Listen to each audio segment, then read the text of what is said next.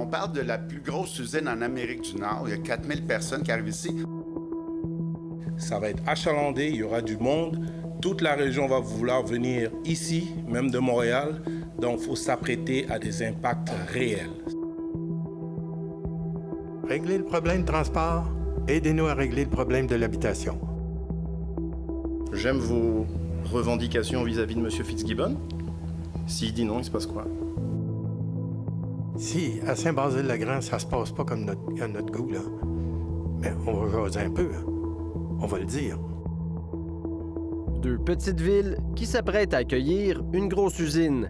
Saint-Basile-le-Grand et McMasterville comptent à peine une vingtaine de milliers de résidents. L'arrivée de Northvolt ajoutera 3000 travailleurs dans le paysage.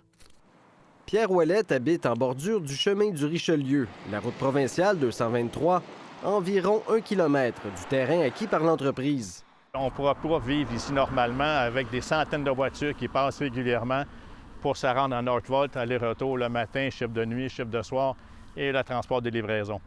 Située à une dizaine de kilomètres de l'autoroute 30, l'usine sera bordée par la route 223 au sud et la route 116 au nord, qui sera l'accès privilégié pour les installations de Northvolt.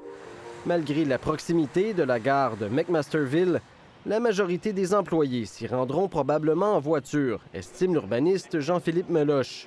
Les emplois qui sont industriels, c'est rarement des emplois qu'on est capable de mettre sur des horaires et des fréquences qui sont concordantes avec du transport en commun. Les destinations aussi sont mal desservies. 32 000 véhicules circulent chaque jour en moyenne sur la route 116 entre Saint-Bruno de Montarville et Saint-Basile-le-Grand. Et selon toute vraisemblance, quelques milliers d'autres vont s'ajouter, ce qui alourdira la congestion déjà bien présente. Le maire de Saint-Basile souhaite que Québec finance la construction de 2 passerelles piétonnières pour enjamber la 116, dont une ici, à l'intersection de la montée Robert. L'objectif est double, fluidifier la circulation avec l'élimination des feux piétons qui pourront quant à eux traverser la rue en toute sécurité. Parce que les gens qui traversent ici à pied ou en vélo ou en trottinette, peu importe, veut dire, c'est un véritable danger. Selon Yves Lessard, Québec planche aussi sur l'aménagement d'un viaduc qui permettrait aux travailleurs de quitter les installations de Northvolt et de se diriger directement vers l'ouest. C'est possible que dans les premières années, il y a des ajustements à faire au niveau des infrastructures, au niveau de la synchronisation des feux, tout ça, là.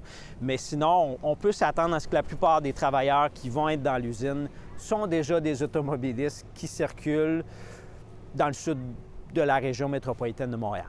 Pierre Ouellette craint pour sa part que le chemin du Richelieu soit utilisé comme un raccourci. Le gars ne passera pas par la 112 qui a du trafic, la 30 qui est toujours bouchonnée, la 116 qui va l'être à l'occasion. Ils vont faire le shortcut ici, là. Et selon lui, la route 223 est loin d'être prête à accueillir davantage de circulation.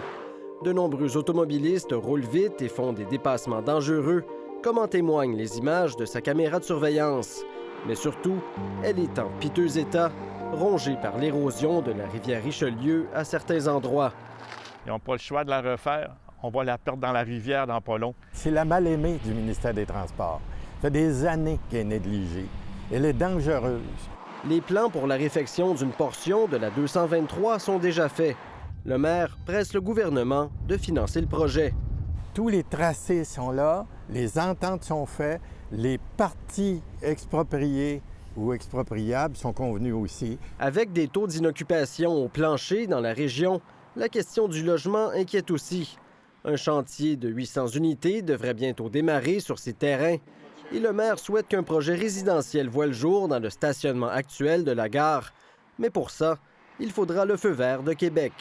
On dit au gouvernement, soyez de la partie, aidez-nous à avoir ces autorisations-là. Par contre, on peut imaginer que les futurs employés de Northvolt ne seront pas tous à la recherche d'une nouvelle maison. Je suppose qu'ils vont offrir des salaires qui sont hors marché, donc un petit peu au-dessus des autres. Ça attire des gens sur des plus longues distances. Vous faites un rayon de 100 km autour de l'usine, ça vous donne une idée que les gens peuvent venir de Drummondville, là. Pour obtenir l'adhésion des citoyens, le gouvernement devra livrer la marchandise sur les enjeux qui touchent le logement et la circulation, selon Yves Lessard. J'ai dit, au début, là, vous pensez bien que vous allez avoir l'acceptabilité sociale. Mais si vous ne répondez pas à ces deux impératifs-là, vous allez le perdre assez rapidement. Donc, vous avez 2 ans, non seulement pour y répondre, mais pour le réaliser. Le maire lance cette mise en garde. Tout le Québec regarde ce qui se passe avec l'arrivée de Nordvolt.